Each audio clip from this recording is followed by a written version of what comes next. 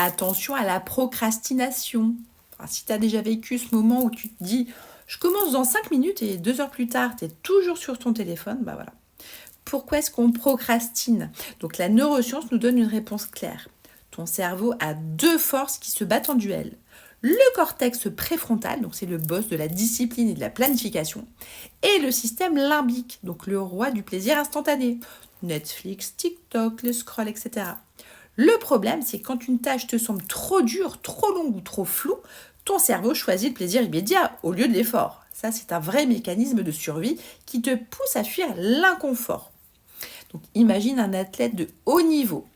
Un sprinter ne réfléchit pas avant de partir. Il explose dès que le coup de feu retentit. Un marathonien, lui, sait qu'il doit tenir dans la durée et se prépare mentalement. Donc ton cerveau doit apprendre à sprinter sur les premières secondes d'une tâche, puis à tenir dans la durée comme un marathonien. Alors voici 3 techniques ultra efficaces pour détruire la procrastination. Tout d'abord, la règle des 5 secondes. Je ne sais pas si tu connais Mel Robbins qui a fait un livre là-dessus. Dès que tu penses à une tâche, tu comptes 5, 4, 3, 2, 1 et tu agis immédiatement.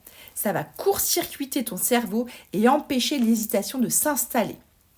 Par exemple, quand tu sens la procrastination arriver, dis-toi 5, 4, 3, 2, 1. Allez, j'ouvre mon cours et je lis la première phrase.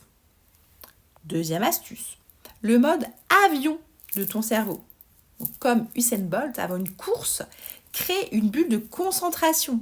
Donc, mets ton téléphone en mode avion. Lance un minuteur de 25 minutes. Donc, ça, c'est la technique Pomodoro, tu connais. Attaque la tâche sans te poser de questions. Donc, petit exercice pour toi. Teste cette technique pendant 3 jours sur une matière difficile et note ton niveau de concentration.